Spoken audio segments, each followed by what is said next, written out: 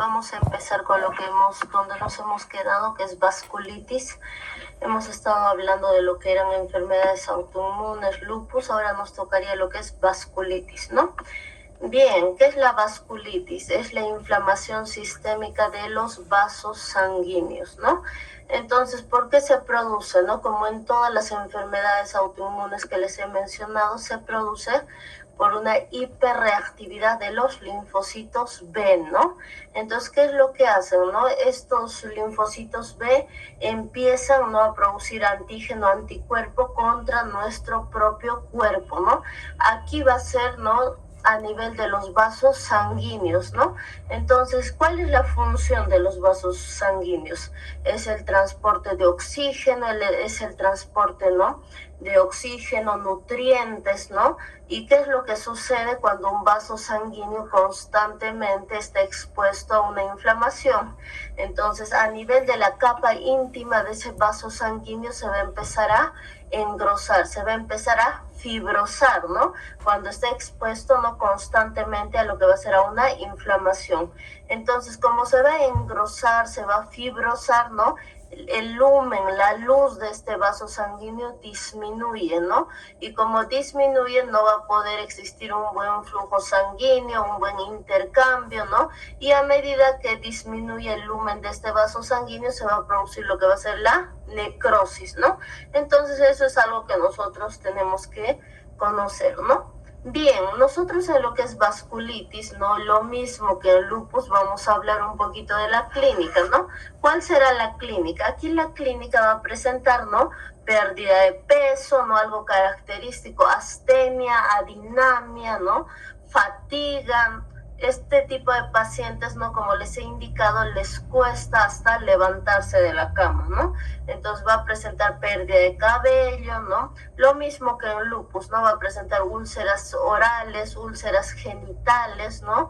Estos pacientes presentan algo característico, estas petequias, ¿no?, que va a presentar a nivel de la piel, no se olviden, ¿no? Entonces, si esta vasculitis no se trata, esta inflamación de este vaso sanguíneo, ¿no?, ¿qué es lo que puede producir? Puede producir necrosis de órgano, porque no está llegando un buen flujo sanguíneo, ¿no? Bien, entonces eso es lo que hay que conocer en general, ¿no? Bien, vamos a irnos a lo que sí tienen que manejar, ¿no? Lo que va a ser, ¿no?, la clasificación de vasculitis. En la clasificación de vasculitis nosotros tenemos lo que es la de Schur-Strauss, ¿no?, que se caracteriza por asma, alergia, ¿no? Va a presentar alergias, ¿no?, nasales, ¿no?, problemas de los senos paranasales. Entonces aquí que va a presentar asma, alergias nasales, problemas de los senos paranasales. Después tenemos la vasculitis de Wegener, ¿no?, donde aquí se va a presentar, ¿no?, inflamación, ¿no?, a nivel, ¿no?, de los senos nasales, ¿no? Se va a presentar, ¿no?, una inflamación a nivel de las vías respiratorias, ¿no? Entonces, a eso, ¿no? Y también no solo a nivel de lo que va a ser, ¿no?, a nivel nasal, sino también esto se va a presentar a nivel de toda la vía respiratoria, va a ser el compromiso, a nivel de los senos paranasales y de todas las vías respiratorias, ¿no? Principalmente aquí empiezan a presentar, ¿no?, lo que va a ser un compromiso pulmonar, no se olviden, ¿no? Está en la clasificación de Wegener, ¿no? Ahora, cuando hablamos de la arteritis temporal, algo que nosotros debemos tomar en cuenta es siempre que un paciente tenga una cefalea, ¿no?, mayor, ¿no?, a 2 días, ¿no?, que sea, ¿no?, una cefalea, ¿no?, de larga data de 1 mes, ¿no? Entonces nosotros siempre, ¿no?, tenemos que hacer, no solo en este caso, ¿no?, sino siempre en las evaluaciones debemos realizar lo que va a ser el examen físico. ¿Por qué es tan importante? Porque es la única manera de que se pueda diagnosticar. Cuando hay una arteritis temporal, muchas veces se confunde con lo que es una migraña, porque ¿qué es lo que se presenta en una migraña? No, en una migraña, no, el dolor, doctores, ¿no?, es característico, ¿no?, que tiene una intensidad 9/10, ¿no?, que va a ser tipo pulsátil, tipo opresivo, ¿no? que está acompañado de ¿qué? De escotomas, fotopsias. Entonces siempre hay que revisar, porque cuando uno revisa, ¿no? Lo que va a ser a nivel de la arteria temporal, ¿no? En este tipo de cefaleas, ¿no? Que no es normal que presente un mes de cefalea, ¿no? Entonces esta arteria temporal que ustedes se pueden tocar no es normal, doctores, está engrosada, es como un cordón que estás tocando, ¿no? Entonces, ¿cuál es la clínica de la arteritis temporal? Lo mismo, ¿no? Escotomas, fotopsias, ¿no? Va a estar la pérdida de la visión, ¿no? Y va a ser unilateral, eso es tan característico, es unilateral, ¿no? Y además también va a estar relacionado, ¿no? Con lo que es la articulación temporomandibular, va a presentar a nivel del ATM dolor también, ¿no? Entonces, esto es oportuno hacer el diagnóstico, porque si no puede puede presentar un compromiso, ¿no? De lo que va a ser la vista, y puede tener lo que es ceguera mi paciente, ¿no? Si no se hace a tiempo el diagnóstico, si no se inician los corticoides. Bien, cuando hablamos de la arteritis de Takayasu, ¿no? Presenta una afectación a nivel de la arteria aorta, ¿no? Y ese es el que tiene peor desenlace. ¿Por qué? Porque hay una inflamación a nivel de la aorta, no se olviden. ¿No? Ahora, la que es de Kawasaki, ¿no? La vasculitis de Kawasaki presenta una afectación de las arterias coronarias. Es más frecuente en niños de 1 a 8 años, ¿no? Entonces hay un compromiso a nivel de las arterias coronarias. Bien, ¿qué pueden presentar estos pacientes? Como hemos hablado acá, doctores, ¿no? De estos tipos de vasculitis, que son los más conocidos en la clasificación, ¿no? Acá, doctores, ¿no? Si se presenta, ¿no? Una mala perfusión, no hay una buena irrigación de los vasos sanguíneos. A nivel renal, mi paciente debuta con insuficiencia renal, puede debutar con insuficiencia cardíaca, ¿no? Puede presentar una retinopatía, donde va a presentar la pérdida de la visión, ¿no? Entonces puede presentar insuficiencia cardíaca, o sea, puede presentar, ¿no? Cualquier cosa, doctores, porque cualquiera de los órganos no va a estar afectado, pero acá lo que está afectando es la irrigación, no está afectando no como tal al órgano, sino a la irrigación, ¿no? Entonces, en estos pacientes, ¿qué pedimos, doctores? ¿Qué hacemos? Nosotros vamos a pedir los laboratorios que va a ser, ¿no? El gol estándar, ¿no? Aquí en vasculitis es ANCA-C y ANCA-P, ¿no? Entonces, el gol estándar, ¿no? Como les he mencionado, por ejemplo, en lupus que era ANA, anti-RO, anti-LA, ¿no? Anti-Smith. En cambio, acá en vasculitis es ANCA-C y ANCA-P. Vamos a pedir, claro que si un hemograma completo, ¿no? Voy a pedir urea y creatinina, necesito saber cómo está a nivel renal, voy a pedir un perfil hepático, GOT, GPT, bilirrubinas, ¿no? Entonces necesito saber cómo está el hígado, ¿no? Por la cantidad de medicamentos que se les administra a este tipo de pacientes, ¿no? También porque puede haber, ¿no? Un daño a nivel hepático, entonces se le pide perfil hepático, ¿no? Y siempre pedimos hemograma completo. Y también lo que va a ser la velocidad de eritrosedimentación. ¿Cómo estará esta velocidad de eritrosedimentación? Va a estar aumentada, no nos olvidemos, ¿no? Entonces, todos estos laboratorios se les pide a estos pacientes, ¿no? Entonces, el gol estándar va a ser ANCA-C y ANCA-P. Algo que acá quiero recalcarles, lo mismo que les he dicho en lupus, doctores, ¿no? El hecho que mi paciente, sus marcadores estén normales, no quiere decir que mi paciente esté sanita, doctores, ¿no? Entonces, siempre ustedes se tienen que basar en la semiología y en la clínica, doctores, ¿no? Al igual que el lupus, doctores, ¿no? Muchas veces estos marcadores recién son reactivos, ¿no? Después de 5 años, después de 6 años, ¿no? Y si por la clínica no se hace el diagnóstico, bueno, estos pacientes terminarán, ¿no? Con insuficiencia renal, terminarán con ceguera, doctores, ¿no? Entonces esto tenemos que manejar bien.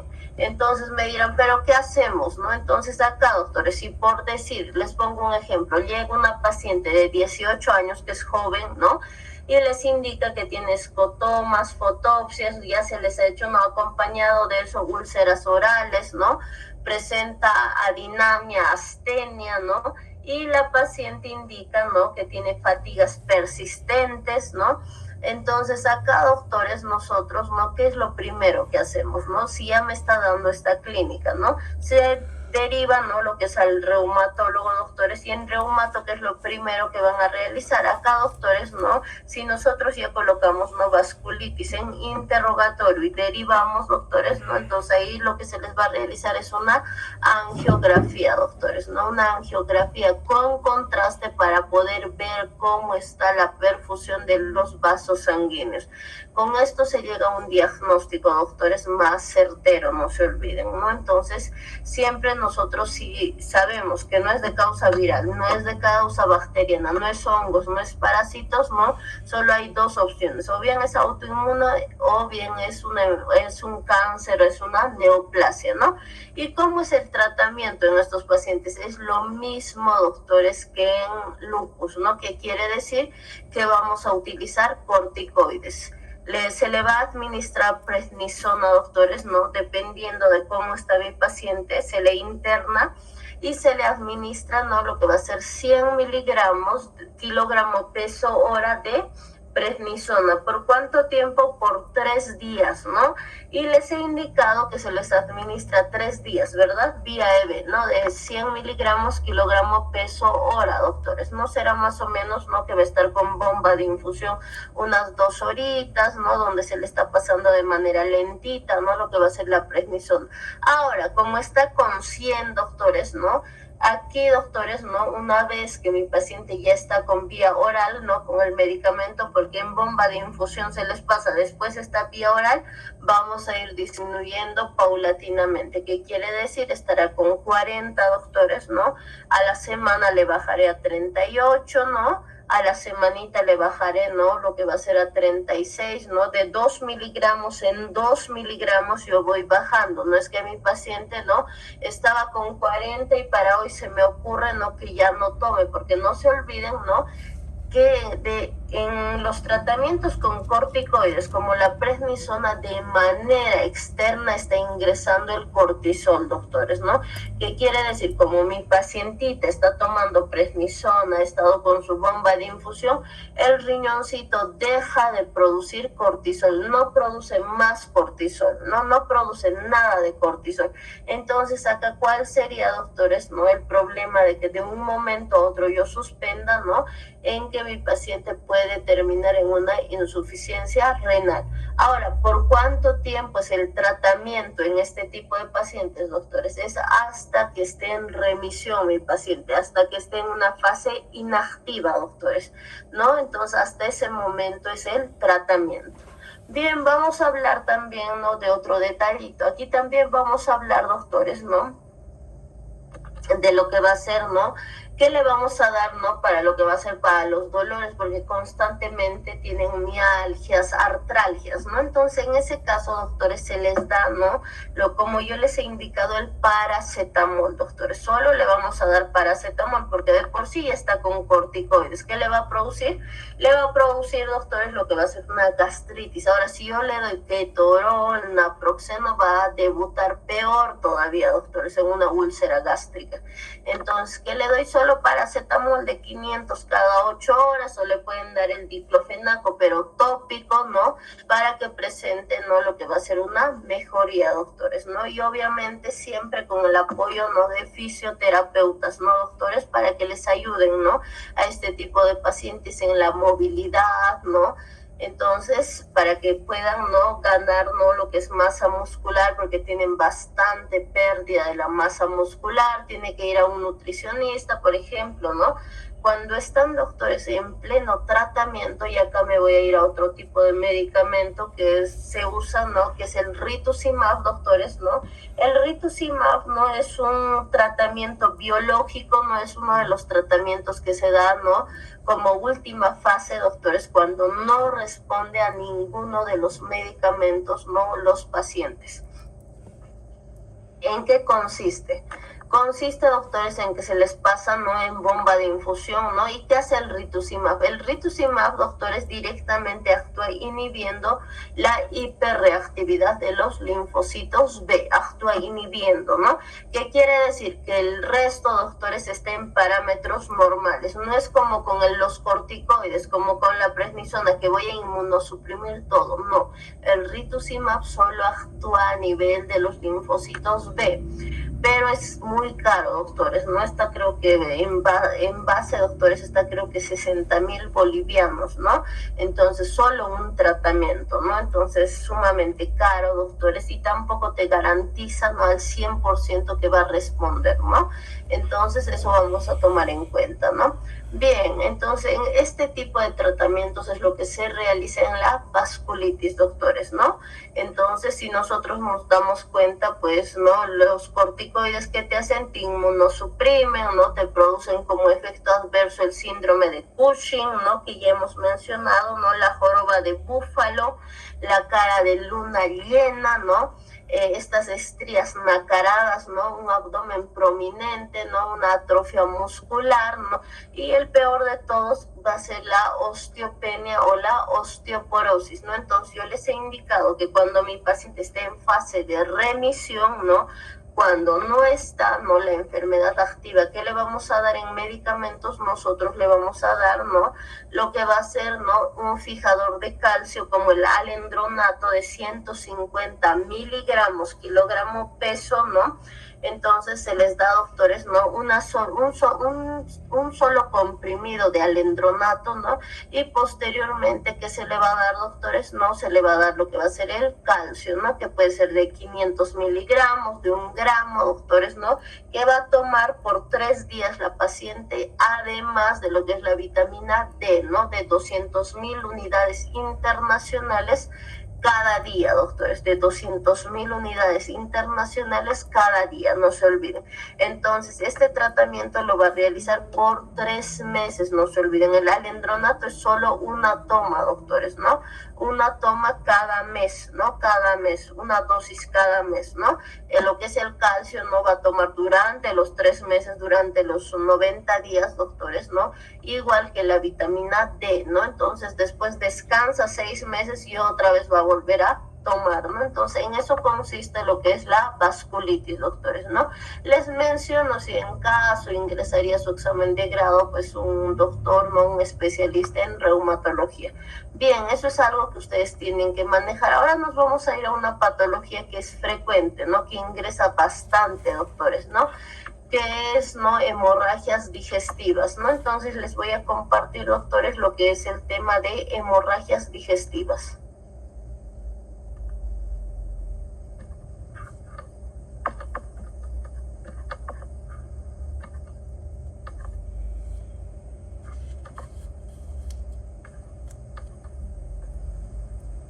Bien, aquí están las hemorragias digestivas, ¿no? ¿Cuál es la definición de una hemorragia digestiva?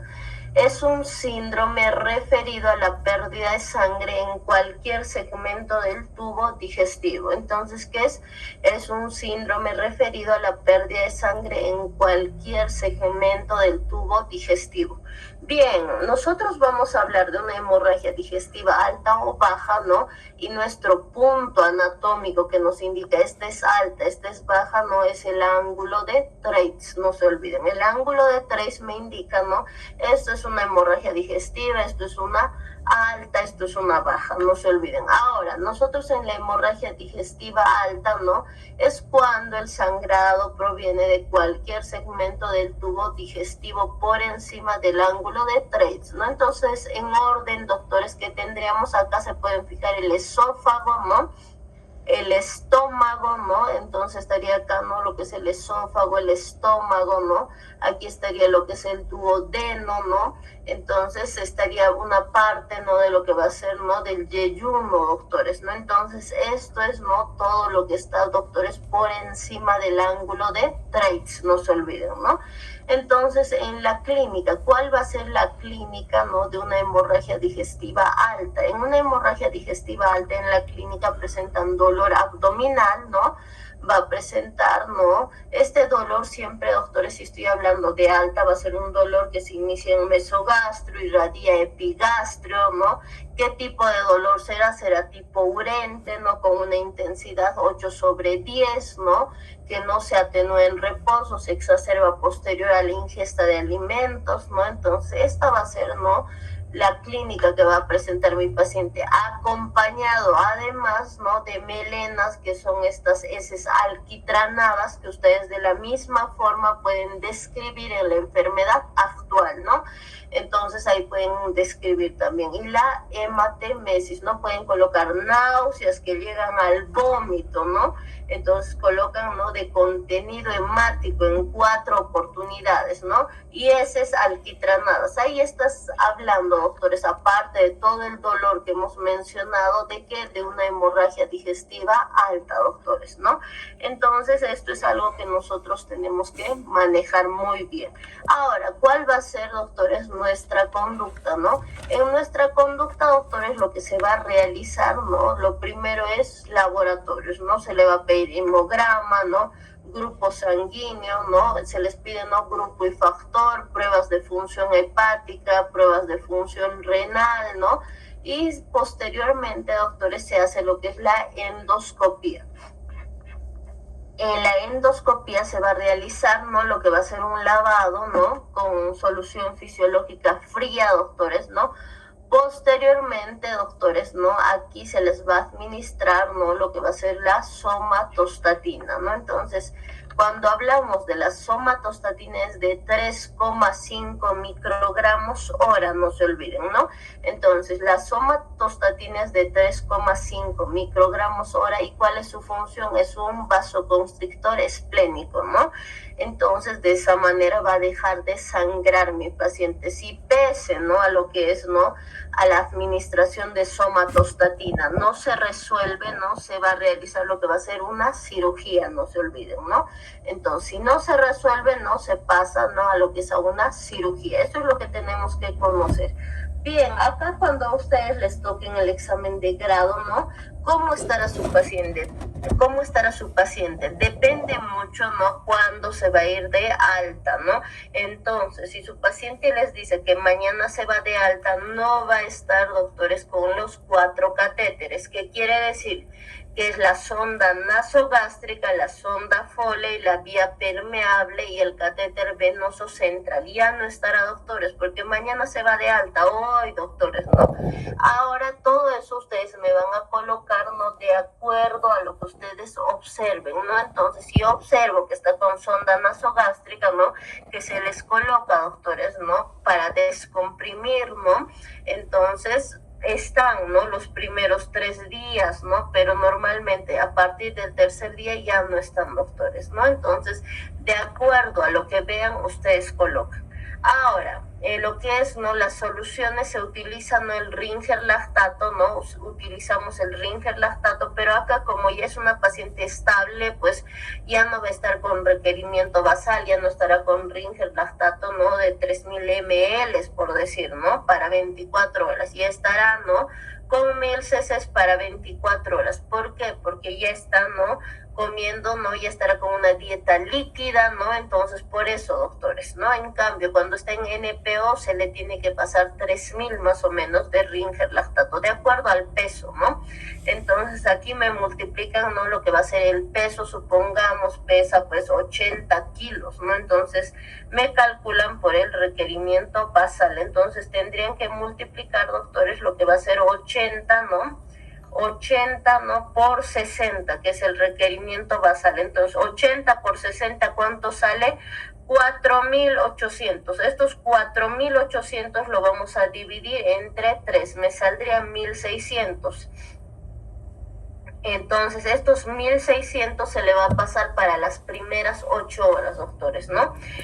Y los otros 1600 que acá ya le estaría pasando solución fisiológica para las otras 8 horas, y los otros 1600 le estaría pasando no de dextrosa para las otras 8 horas, doctores. Entonces, ¿en qué consiste, no?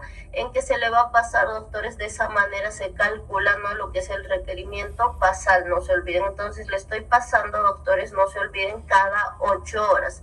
Le voy a pasar 3 tipos de soluciones, no se olviden, ¿no? Entonces, a eso se refiere, ¿no? Entonces, solo me multiplican, ¿no? Lo que va a ser, ¿no? 80 por 60, ¿no? Que es 4800, lo dividen entre 3 y me van a pasar 1600 para las primeras 8 horas, los otros 1600, ¿no? De fisiológico para las otras 8 horas, ¿no? Lo mismo, ¿no? 1600, ¿no? De dextrosa, ¿no? Para las 8 horas. Si suman 1600 más 1600 más 1600 es 4800. 8 por 3, doctores, sería 24, ¿no? Entonces, eso sería nuestra conducta. Bien. Ahora, como ya está estable, pues solo mi paciente va a estar, ¿no? Con solución Ringer lactato, estará con fisiológico 1000 cc para 24 horas. Bien, ¿qué medicamentos se les va a administrar? Omeprazol de 40 miligramos, ¿no? Cada 12 horas, ¿no? Omeprazol de 40 miligramos cada 12 horas vía EB. Para el dolor, butilbromuro de iosina de 10 miligramos cada 8 horas. Entonces, estos son los medicamentos que se les va a administrar, no nos olvidemos, ¿no? Y bueno, esa va a ser nuestra conducta en una hemorragia digestiva alta. Ahora vamos a hablar de lo que va a ser una hemorragia digestiva baja. Entonces, cuando nosotros hablamos de lo que va a ser una hemorragia digestiva baja, pues va a haber un compromiso de que del yeyuno, ilion, ciego, colon, sigmoides y recto. Entonces, en una hemorragia digestiva baja va a estar el yeyuno, va a estar lo que va a ser el ilion, el ciego, el colon, el sigmoides y el recto. Bien. La hemorragia digestiva baja, ¿no? Es más frecuente, sobre todo en recién nacidos, ¿no? ¿Por qué en los recién nacidos? Porque presentan, ¿no? Alergia a las proteínas, presentan, ¿no? Lo que va a ser una enterocolitis necrotizante, ¿no? Porque la mamá le dio, no sé, té de anís, té de hierbas, ¿no? Que es contraindicado porque no se le debe dar absolutamente nada, ¿no? O le han dado leche de vaca, ¿no? Entonces, por esas cosas se hospitalizan nuestros pacientes. Ahora vamos a hablar, ¿no? De lo que va a ser, ¿no? En los lactantes. En los lactantes, en un pequeño porcentaje pueden presentar lo que va a ser la diverticulitis de Merkel, ¿no? O una invaginación, ¿no? Que se puede presentar, ¿no? A nivel de lo que va a ser, ¿no? A nivel del yeyuno, a nivel del ilion, ¿no? Se puede producir lo que es una invaginación intestinal. Bien, y en los preescolares y escolares, ¿no? Se va a poder observar lo que va a ser los pólipos juveniles, ¿no? La enfermedad de Crohn, que es tan característico, ¿no? Ahora, ¿cuál va a ser el cuadro clínico? El cuadro clínico aquí va a ser dolor abdominal y deposiciones líquidas. Entonces, ¿cuál va a ser el cuadro clínico? Dolor abdominal, deposiciones líquidas, ¿no? Y aquí se va a presentar lo que va a ser la hematoquesia, ¿no? Y la proctorragia, ¿no? Entonces, ¿qué van a presentar? La hematoquesia es la eliminación de sangre fresca por el ano, ¿no? Y lo que es la proctorragia es un sangrado rojo rutilante. Entonces, la hematoquesia, ¿no? Es la eliminación de sangre, ¿no? A nivel de lo que va a ser del ano, y esto está, ¿no? Acompañado, ¿no? Junto con las deposiciones, ¿no? En cambio, la proctorragia no es un sangrado rojo rutilante. Bien, esa es la gran diferencia que deben conocer. Bien, ¿qué se le pide a estos pacientes? Hemograma, ¿no? Grupo y factor, porque por ahí va a necesitar lo que es una transfusión, ¿no? Tiempos de coagulación, se le va a pedir lo que es el ionograma, ¿no? Sangre oculta en heces, le podemos pedir lo que es un rayos X de abdomen, ¿no? Se le puede pedir lo que es rayos X de abdomen, ¿no? Y acá, una vez que ya se le ha pedido todos estos exámenes, ¿no? ¿qué se va a realizar? De inmediato se les empieza a hidratar, ¿no? Entonces acá se les coloca, ¿no? Una vez que nosotros ya tenemos, ¿no? Lo que es la clínica, ya la hemos evaluado, ¿no? Entonces acá de inmediato se va a realizar, doctores, ¿no? Lo que va a ser la colocación de los 4 catéteres, ¿no? Que va a ser la sonda nasogástrica, sonda Foley, vía permeable y catéter venoso central, ¿no? Bien, una vez que ya se realizó, doctores, ¿no? De inmediato se va a empezar, doctores, ¿no? A este paciente a derivar, ¿no? A gastroenterología. En gastroenterología, ¿no? Se le va a realizar lo que es una colonoscopía, ¿no? Entonces, la colonoscopía nos sirve para que nos sirve tanto como diagnóstico y como tratamiento terapéutico. Nos sirve como diagnóstico y como tratamiento terapéutico. Entonces, aquí se les va a administrar, ¿no? Lo que va a ser la somatostatina de 3,5 microgramos, ¿no? Se le administra, ¿no? Porque es un vasoconstrictor, ¿no? Esplénico, para que deje de sangrar. Ahora, si no se resuelve con esto, ¿no? Y sigue sangrando, no se va a realizar, ¿no? Lo que va a ser una colectomía, no se olviden. Entonces, una sigmoidectomía, colectomía, sigmoidectomía se va a realizar en este tipo de pacientes, ¿no? Y acá una maniobra, ¿no? Que de seguro muchos de ustedes han realizado, que es la maniobra de Guayaco. ¿En qué consiste la maniobra de Guayaco, no? Se colocan, ¿no? En la manito, ¿no? Obviamente, ¿no? Una vez que te colocas guantes, ¿no? Se colocan lo que va a ser agua oxigenada y posteriormente realizan, ¿no? Lo que va a ser el tacto rectal, ¿no? Entonces, una vez que hacen el tacto rectal, ¿no? La sangre reacciona, ¿no? Al agua oxigenada, empieza a burbujear, ¿no? Entonces, eso es una maniobra de Guayaco positivo, ¿no?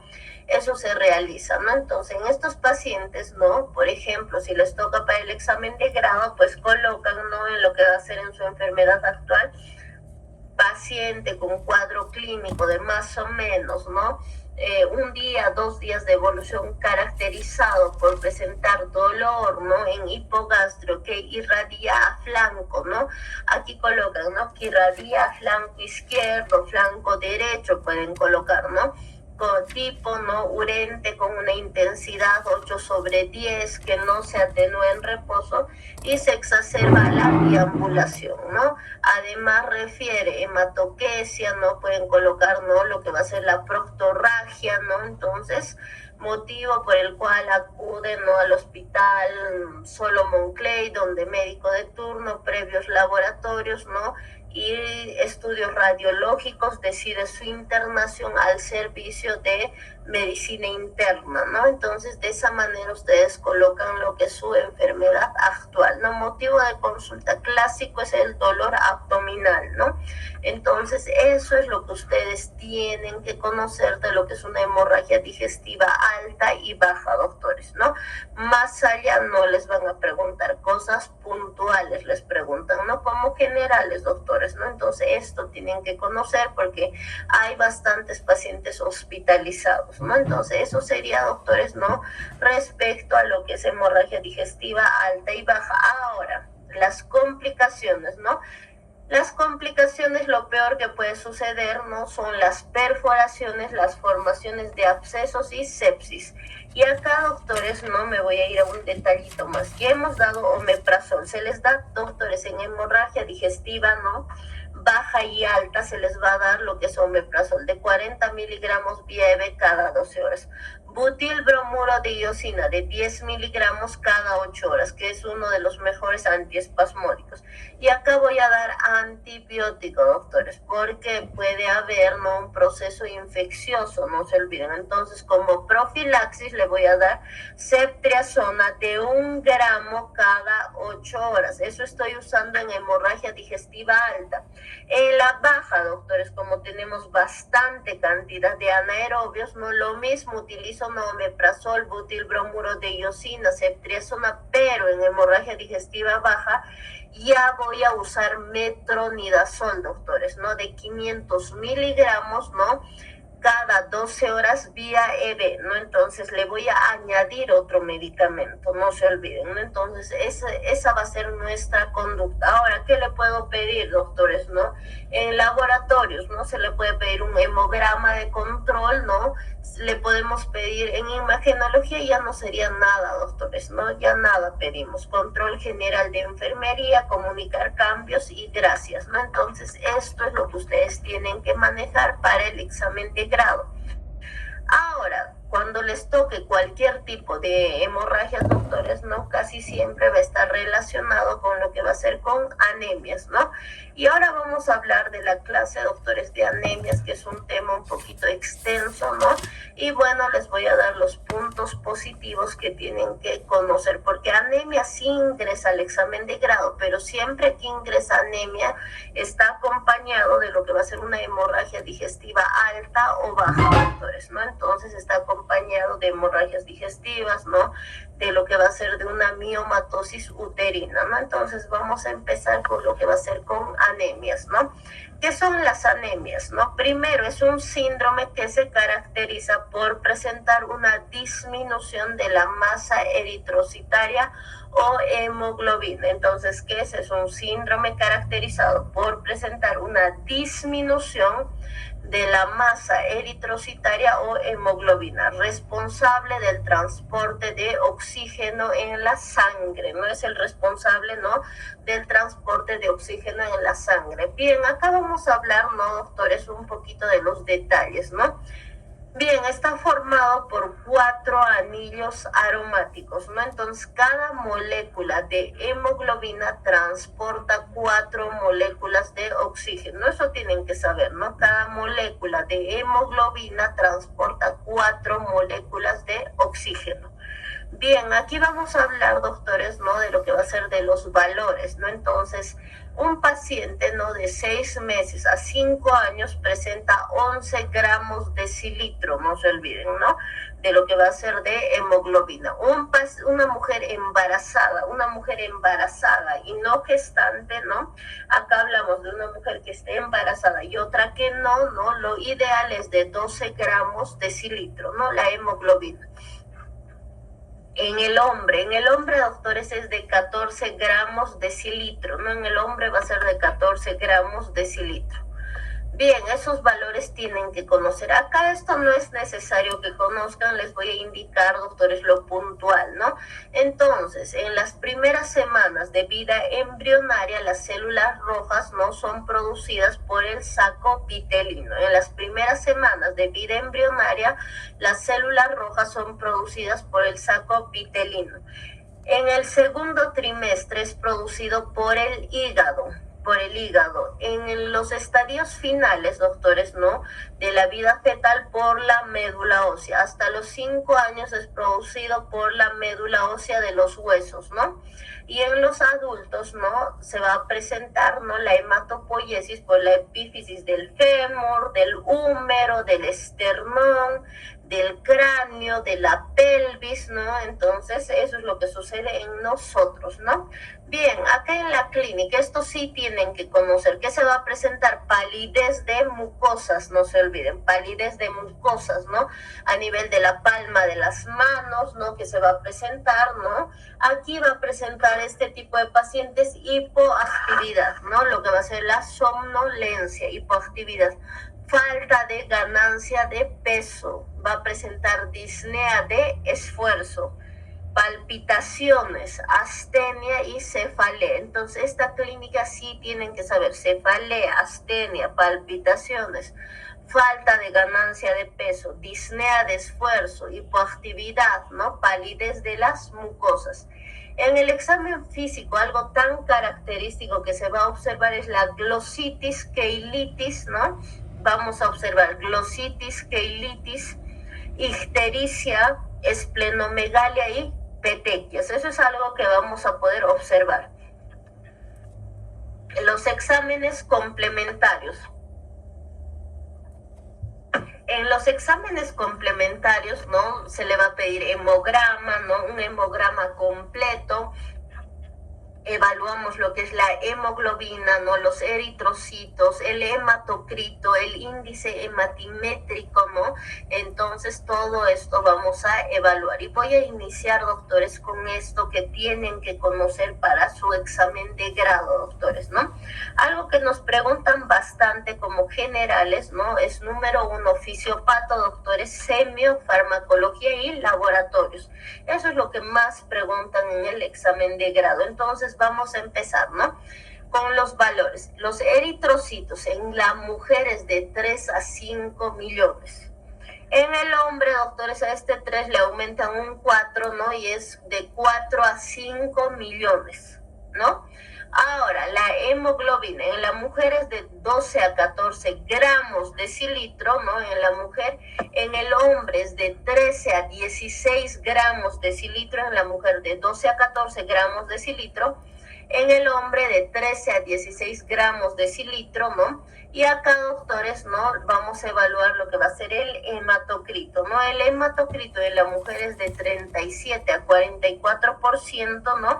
Y en el hombre de 39 a 50%. Y vamos con esto más, con el índice hematimétrico, el volumen corpuscular medio, ¿no?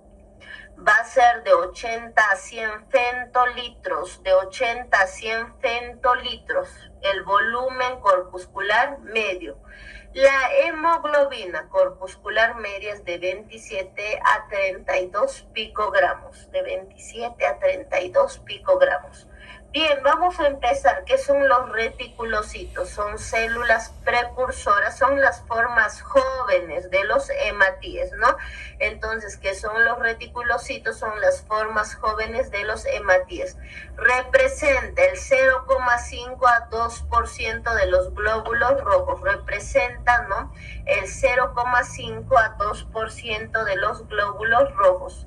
Su presencia indica dos tipos de anemia, la anemia hemolítica, ¿no? Y la anemia, ¿no? Por hemorragias. ¿Bien? Vamos a hablar de lo que va a ser del frotis de sangre periférica. No se puede observar alteraciones en los glóbulos rojos, en los glóbulos blancos, no se puede observar el tamaño, la forma, ¿no? El grado de anisocitosis, ¿no? Y se puede observar lo que va a ser la microesferocitosis, ¿no? Nosotros hablamos de microesferocitosis, ¿no? Cuando estamos hablando de una anemia hemolítica, hablamos de macroovalocitosis cuando es una anemia megaloplástica, y el elictocito, que va a ser una anemia ferropénica, y el equinocito, que es una insuficiencia renal crónica. Esto solo les estoy mencionando, no necesitan saber, doctores. Esta diapositiva sí necesitan saber, ¿no? Lo que va a ser una anemia aguda y una anemia crónica. Hablamos de una anemia aguda cuando hay una pérdida masiva de sangre, doctores. Miren acá, doctores, hace un momento acabamos de terminar enfermedades autoinmunes. Hablamos de lo que es una enfermedad autoinmune, doctores, ¿no? También cuando mi paciente va a presentar anemia hemolítica autoinmune, ¿no? Entonces esto se presenta, ¿no? En lo que va a ser una anemia aguda, ¿no? Puede ser por una pérdida masiva de sangre, ¿no? Por una anemia hemolítica autoinmune. Y una anemia crónica, ¿no? Va a ser esta anemia carencial, ¿no?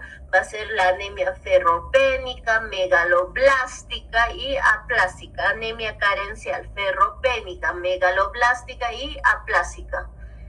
Seguimos, ¿no? Según la concentración. Esto también deben saber, ¿no? Entonces acá hablamos de leve de 10,1 a 11,9 gramos decilitro. Entonces leves de 10,1 a 11,9 gramos decilitro. Moderado es de 7,1 a 10 gramos decilitro. Y graves menor a 7 gramos decilitro, ¿no? Entonces esto por favor tienen que saber porque es pregunta de examen de grado. Ahora, esto, doctores, no vamos a hablar del volumen corpuscular medio. Si recuerdan, hemos dicho lo normal era, ¿no? De 80, ¿no? A 100 femtolitros fentolitos, ¿no? Fentolitos o fentolitros no hay problema, doctores, ¿no? Entonces de 80 a 100, ¿no? Lo normal. Ahora, cuando nosotros hablamos de una anemia microcítica, ¿no? Es menor a 80 fentolitos, menor a 80 fentolitos. Acá está la anemia ferropénica y las talasemias. Ahora, la normocítica, doctores. Normocítica quiere decir, ¿no? Que es de 80 a 100 fentolitos, ¿no? Y aquí vamos a tener lo que va a ser la insuficiencia renal crónica. Tenemos la insuficiencia renal crónica, la aplasia medular, ¿no? Y en la macrocítica, que es mayor a 100 fentolitos, ¿no? Mayor a 100 fentolitos, tenemos lo que va a ser la anemia megaloblástica y la anemia hemolítica. Esto sí tenemos que conocer, ¿no? Bien, seguimos. Acá, doctores, esto no es necesario que conozcan, ¿no? Pero voy a mencionarles, ¿no? Esto no es necesario que conozcan, ¿no? Entonces, pero vamos a mencionar. Estamos, entonces, acá nosotros vamos a hablar, doctores, ¿no? De lo que va a ser, ¿no? La hemoglobina corpuscular media, ¿no? Entonces, cuando hablamos de lo que va a ser la hemoglobina corpuscular media, doctores, ¿no? Aquí nosotros tenemos que conocer lo que va a ser la anemia hipocrómica, ¿no? Cuando hablamos, ¿no? De lo que va a ser la hipocrómica, ¿no? Es menor a 28, doctores, ¿no? Picogramos. Entonces, cuando es menor a 28 picogramos, aquí está la anemia ferropénica. Menor a 28 picogramos está lo que es la anemia ferropénica. Ahora, cuando hablamos de normocrómica, ¿no? Normocrómica de 28 a 32 picogramos, ¿no? Acá se encuentra la insuficiencia renal crónica y la hipercromía cuando es mayor a 28 picogramos, ¿no? Aquí va a estar lo que es la anemia megaloblástica. Aquí se encuentra lo que va a ser la anemia megaloblástica. Bien, esto no es necesario que sepan, doctores, solo les estoy mencionando, ¿no? Bien. Vamos a hablar, doctores, de lo que va a ser las anemias microcíticas, ¿no? Y la hipocromía, ¿no? Ahora, la microcítica hipocrómica, acá está la anemia, las anemias crónicas, están las anemias ferropénicas, están las talasemias. Y en la normocítica, normocrómica está la anemia crónica, las hemorragias, y la macrocítica, hipercrómica está déficit de B12, aquí va a estar la anemia megaloblástica y la anemia hemolítica. Esto igual, doctores, les menciono porque no tienen que memorizar. Ahora, lo que sí me tienen que manejar de memoria es esto, ¿no? Lo que va a ser la anemia ferropénica, ¿no? Esta anemia ferropénica, que se le conoce también como hipocrómica microcítica, ¿no? ¿Por qué se presenta, no? Se presenta por una dieta con insuficiente cantidad o baja biodisponibilidad de hierro. Entonces, ¿por qué se produce? Por una dieta, ¿no? Con una insuficiente cantidad o baja biodisponibilidad de hierro, no se olviden. Acá, doctores, ¿no? Va a estar presente sobre todo, ¿no? En personas que viven en zonas rurales, en personas que son veganas. ¿Por qué? Porque no consumen proteínas. En zonas rurales, doctores, ¿no? Porque la carne está cara, no consumen, no comen, doctores, ¿no? Y en las personas veganas, si no tienen una nutrición adecuada, pues lo mismo, ¿no? Bien, acá, doctores, es más frecuente en lactantes, niños y mujeres embarazadas. Es más frecuente, ¿no? En lactantes, niños y mujeres embarazadas. Bien, el tratamiento, doctores, va a ser ¿con qué? Con sulfato ferroso, ¿no? El tratamiento va a ser con sulfato ferroso. Bien, acá vamos a hablar del sulfato ferroso. La presentación es de 300 miligramos 3 veces al día, no se olviden, lo vamos a poner de otro color. Es de 300 miligramos 3 veces al día. ¿A qué me voy con esto, doctores, no? Acá me estoy yendo, doctores, ¿no? Número 1, ¿no? Que le vamos a dar 300 miligramos de sulfato ferroso, ¿no? Si es 3 veces al día, será cada 8 horas. Ahora, esto tienen que saber, es pregunta de examen de grado. El sulfato ferroso presenta una absorción del 10%. El sulfato ferroso presenta una absorción del 10%. Ahora, Acá, doctores, cuando hablamos del hierro elemental, ¿a qué nos referimos cuando se habla del hierro elemental, no? Acá, doctores, ¿no? Es equivalente al 20% del sulfato ferroso. Entonces, vamos, doctores, de estos 300 miligramos de sulfato ferroso, sáquenme el 20%. Si sacan el 20% de este 300, ¿cuánto es? 60 miligramos sería el hierro elemental, doctores. Entonces, ¿qué tienen que mencionar? La absorción se presenta en un 10%, doctores, ¿no? Y aquí no se olviden, ¿no?, que el equivalente al 20% del sulfato ferroso es el hierro elemental, con 60 miligramos, ¿no?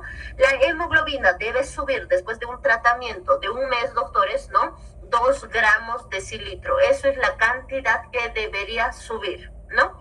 Ahora vamos con la anemia megaloblástica. Cuando hablamos de lo que va a ser la anemia megaloblástica, ¿no? Es una anemia, ¿no?, macrocítica regenerativa, ¿no? Entonces, una anemia, ¿no?, es una anemia macrocítica regenerativa, doctores, ¿no? Entonces, esta anemia macrocítica regenerativa, ¿no?, está causada, ¿no?, por el déficit de B12 y ácido fólico, doctores. Entonces, ¿qué quiere decir, no? Por el déficit de B12 y ácido fólico. ¿Se acuerdan cuando hemos avanzado gastro, doctores, no? Entonces, ¿qué es lo que sucede acá, doctores, no? A nivel del estómago, doctores, ¿no? Cuando hay una gastritis, no se olviden, ¿no?, las células parietales del estómago no producen el factor intrínseco. Y el factor intrínseco, doctores, se encarga, ¿no?, de la absorción de lo que va a ser la cianocobalamina, ¿no?, y del ácido fólico, no se olviden. Entonces, se encarga de que de la absorción de lo que va a ser, ¿no?, el ácido fólico, ¿no?, la cianocobalamina. Entonces, una vez más, cuando una persona tiene gastritis, las células parietales, ¿no?, del estómago no producen factor intrínseco. Por lo tanto, no se absorbe, ¿no?, la cianocobalamina y el ácido fólico. A eso se refiere una anemia megaloblástica. Entonces, ¿qué quiere decir, doctores? Es por el déficit de B12 y ácido fólico, ¿no? Acá, recalcando, la B12 es absorbida en el hilio terminal, ¿no? Y depende de la presencia de quién, del factor intrínseco, ¿no? Como les he mencionado. Es secretado por quién, por las células parietales del estómago. El ácido fólico, lo mismo, es absorbido a nivel del duodeno, yeyuno, ¿no? El déficit de B12 y ácido fólico lleva a una disminución de la tiamina, ¿no? Y consecuente retraso en la replicación celular y síntesis de ADN, no se olviden, ¿no? Entonces, acá, doctores, no va a haber un retraso en que en la replicación celular y síntesis de ADN o DNA. Esto lleva a una destrucción intramedular por eritropoiesis ineficaz, ¿no? Y así a una anemia, doctores, ¿no? Entonces, esto lleva a una destrucción intramedular por eritropoiesis ineficaz, ¿no? Y así a una anemia, doctores, ¿no? Y así a una anemia, ¿no? Entonces, el tratamiento, ¿cuál va a ser primero? Obviamente se va a tratar, doctores, la inflamación de estas células parietales, ¿no? Entonces, es lo primero que tenemos nosotros que manejar, doctores, ¿no? Entonces, bueno, el gastroenterólogo que le vea, ¿no?, que le den omeprazol, ¿no? Entonces, posteriormente, doctores, se inicia el tratamiento con ácido fólico. El ácido fólico, doctores, se utiliza de 50 a 300 microgramos día, no se olviden. El ácido fólico se utiliza de 50 a 300 microgramos día, ¿no? ¿Por cuánto tiempo? Por 2 semanitas, doctores. Por 2 semanitas va a tomar mi paciente, ¿no? Ahora, la B12, la cianocobalamina, doctores, es 5.000 unidades internacionales semanal, ¿no? Va a ser 5.000 unidades internacionales semanal. ¿Qué quiere decir, doctores, no? Que se le va a aplicar intramuscular, ¿no? Se le va a aplicar intramuscular cada semana, ¿no?, por 5 semanas. Cada semana se les va a aplicar, doctores, ¿no?, intramuscular. No es cada semana, no es todos los días, por 5 semanas. Ese es el tratamiento. Bien, vamos a hablar de la anemia aplásica. ¿Qué es la anemia aplásica? ¿No? Se produce debido a una ausencia de regeneración de los hematíes en la médula ósea, ¿no? Entonces, está causado, doctores, ¿no? Por una ausencia de la regeneración de los hematíes, ¿no? En la médula ósea, doctores, ¿no? La etiología, doctores. Acá tenemos, ¿no? Un síndrome, ¿no? El síndrome de Fanconi, ¿no? ¿Qué quiere decir este síndrome de Fanconi, ¿no? Se presenta a la edad, doctores, de 5 a 10 años, se presenta a la edad de 5 a 10 años, ¿no? ¿Y qué va a presentar? Va a presentar, ¿no? Una talla baja, pulgares anormales y manchas cutáneas. Entonces, ¿qué va a presentar, no? Va a presentar lo que va a ser, ¿no? Pulgares anormales, ¿no? Va a presentar manchas cutáneas y talla baja, ¿no? Va a ser secundario a qué? Secundario a una radiación, ¿no? Secundario al uso de fármacos. El diagnóstico, doctores, ¿no? Aquí se va a realizar, ¿no? Por hemograma, no se olviden, ¿no? El diagnóstico es por hemograma, ¿no? Y acá, doctores, la anemia va a presentar, ¿no? Una pancitopenia grave, ¿no? La anemia va a presentar, ¿no? Lo que va a ser una pancitopenia grave, no se olviden.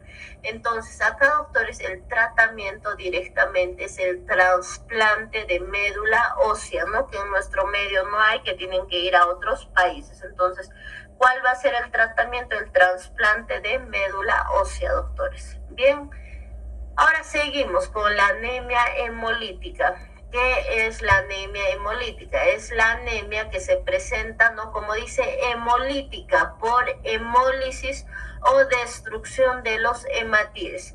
La velocidad de destrucción es superior a la velocidad de regeneración.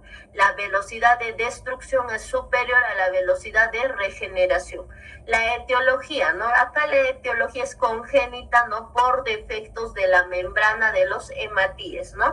Entonces acá no vamos a hablar, por ejemplo, de la esferocitosis, doctores, ¿no? Que van a ser de forma ovalada, ¿no? Entonces, como hay defecto en la membrana, ¿qué hace, doctores? ¿No? Nuestro cuerpo empieza a destruir. Todo lo que es anormal destruye, doctores, ¿no? Entonces, acá hay un defecto congénito en la membrana y se produce, pues, la muerte, ¿no? De lo que va a ser, ¿no? De estos glóbulos rojos, la esferocitosis, ¿no? Ahora, esto aquí también podemos tomar en cuenta lo que va a ser el déficit enzimático, ¿no? ¿Por qué? Por disminución de la glucosa 6-fosfato, ¿no? Doctores, esta anemia hemolítica puede ser adquirido, ¿no? Por ejemplo, ¿no? Por una hemólisis química, ¿no? Por un hiperesplenismo, ¿no? Entonces puede ser, ¿no? Por hiperesplenismo, hemólisis química, y el diagnóstico se hace por hemograma, ¿no? Y aumento de la LDH y de la bilirrubina indirecta, ¿no? Entonces, ¿cómo se hace el diagnóstico? Aumento de la LDH y la bilirrubina indirecta y lo que va a ser, ¿no? Un hemograma. Bien, acá, doctores, ¿no? Como el problema, doctores, ¿no? Es desde la médula ósea que necesitan trasplante de médula ósea. Así yo le dé todo el hierro del mundo, no va a mejorar, no se olviden.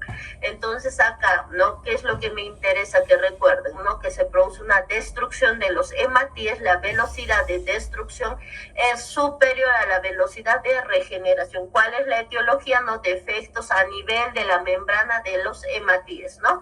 La esferocitosis, ¿no? Entonces el diagnóstico se realiza con hemograma, ¿no? Aumento de la LDH y bilirrubina, ¿no? Indirecta, eso tenemos que conocer. Bien, por último, esta es la última, doctores, que va a ser la anemia, ¿no? La enfermedad crónica. Aquí vamos a hablar, ¿no? De la anemia normocítica, normoclómica, ¿no? Aquí, doctores, ¿por qué se produce, no? Se produce, ¿no? Está relacionado, ¿no? Con la hipersecreción de citocinas, ¿no? Y aquí vamos a tener dos patologías, la tuberculosis y la insuficiencia renal crónica.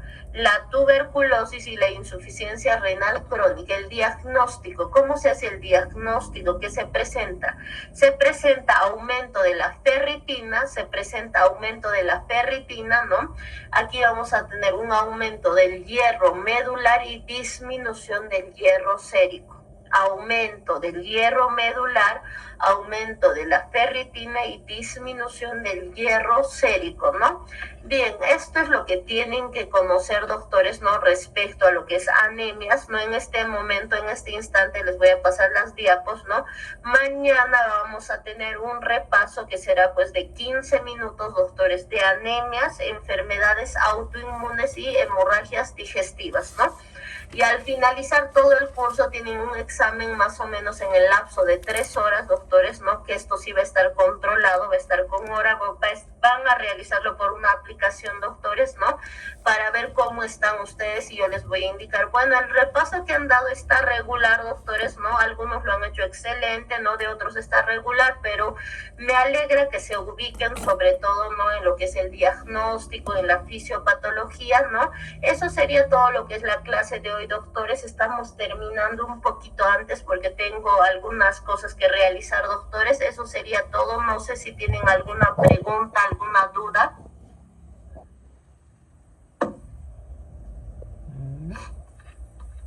Está todo claro, doctores. Entonces, mañana nos